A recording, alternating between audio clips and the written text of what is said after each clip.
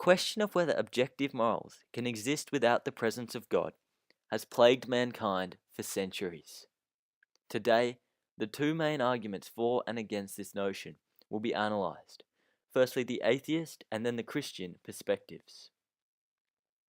In order to sufficiently consider the following arguments, the notion of objective morals must be correctly understood.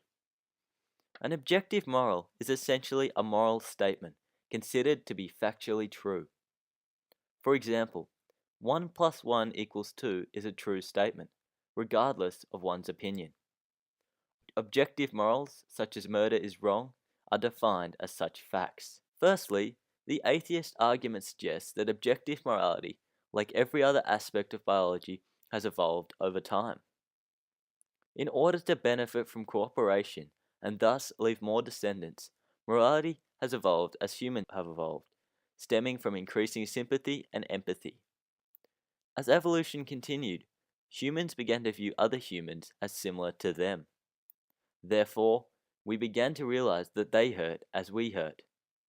This allowed for objective morals, as humans began to treat other humans as they would like to be treated, supported by the fact that nothing in biology truly makes sense without evolution.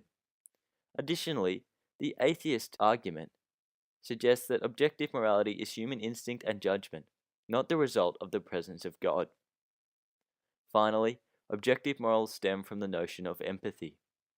This model doesn't, however, give a clear example of why humans even have morals in the first place to evolve from. However, logically, the evolution of morality does mirror the evolution of other aspects of the universe, supporting the atheist argument.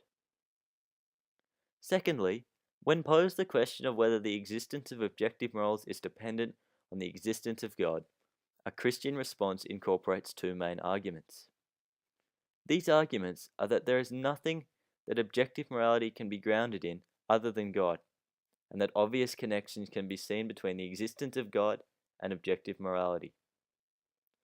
Furthermore, when one examines the other factors that can act as a basis for objective morality, key problems can be easily observed. One common non-theistic response to the question of objective morality is that an action can be deemed either moral or immoral, based upon whether society approves of it. An issue with this idea is that there is no plausible reason for a person to be morally bound to the rest of the world. Similarly to this, there is the argument that whether morality is hardwired into our genes as an evolutionary survival mechanism. But again, an issue is that there is no reason for one to obey their genetic predecessors. Contrary to this, there are many reasons that point to God as a basis for objective morality. Firstly, God is known to be good and just, and it is impossible to imagine him to be unjust. So therefore, if you want to achieve the good that is objectively moral, then one must do what is consistent with God's will.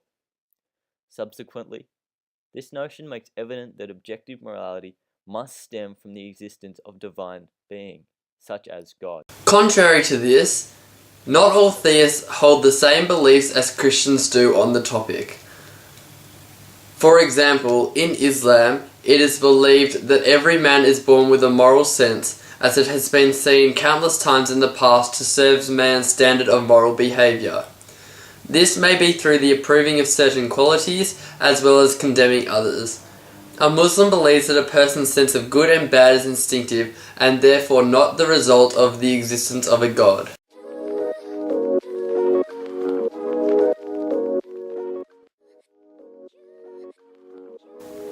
I believe that objective morals do exist in today's society.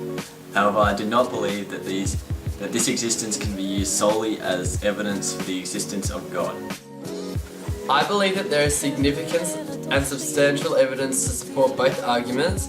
However, the Christian argument provides an origin for objective morals rather than just how they have evolved over time. Although both the Christian and atheist view deliver good arguments, I am swayed towards the Christian perspective, as there is more concrete evidence that proves the connection between the existence of objective morals and the existence of God.